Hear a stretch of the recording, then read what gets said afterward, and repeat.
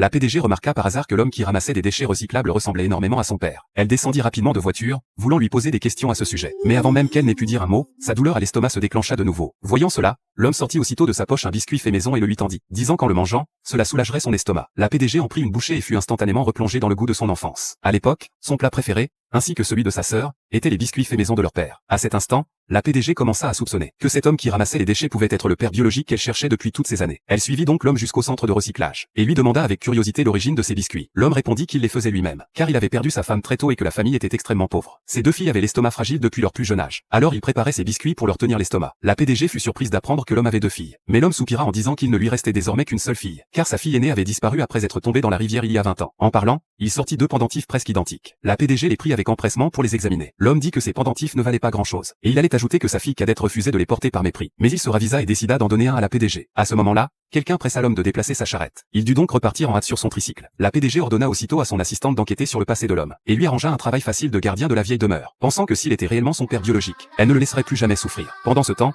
la fille cadette, directrice dans l'entreprise, entendit ses collègues spéculer, se demandant si cet homme qui ramassait les déchets pouvait vraiment être son père. De plus, son riche petit ami avait repoussé leur mariage. Si cet homme était réellement son père, non seulement son rêve d'épouser un riche serait anéanti, mais elle n'oserait même plus montrer son visage dans le milieu professionnel. En entendant les moqueries de ses collègues, la fille cadette se sentit profondément humiliée, ayant honte d'avoir un père qui ramassait les ordures. Elle ignorait que son père avait déjà été conduit à la vieille demeure par l'assistante. L'assistante lui dit que tant qu'il gardait la maison, il bénéficierait du logement, des repas et d'un salaire mensuel de 100 000. Le père fut tellement surpris par cette chance inespérée qu'il n'osa pas y croire, craignant qu'avec son âge avancé et son apparence négligée, il ne soit pas à la hauteur. L'assistante le rassura en disant que l'endroit était très calme et que personne ne viendrait le déranger, puis lui remit la clé de la vieille demeure. Peu de temps après, la fille cadette appela, disant que la maison devait être mise en hypothèque et qu'elle avait besoin de sa signature. Le père lui donna l'adresse de son lieu de travail actuel. Lorsqu'elle arriva et vit le manoir imposant, ses yeux s'illuminèrent, pensant que si elle pouvait utiliser ce manoir pour recevoir la famille de son petit ami, son imposture en tant qu'héritière fortunée ne serait plus remise en question. Elle se rendit aussitôt auprès de son père, le sourire aux lèvres. Après avoir appris que la villa était inoccupée, elle tendit à son père un bon pour un spa, lui disant d'aller prendre un bon bain et de se détendre le lendemain. Puis elle sortit le contrat d'hypothèque et lui demanda de le signer. Pendant que son père apposait son empreinte digitale,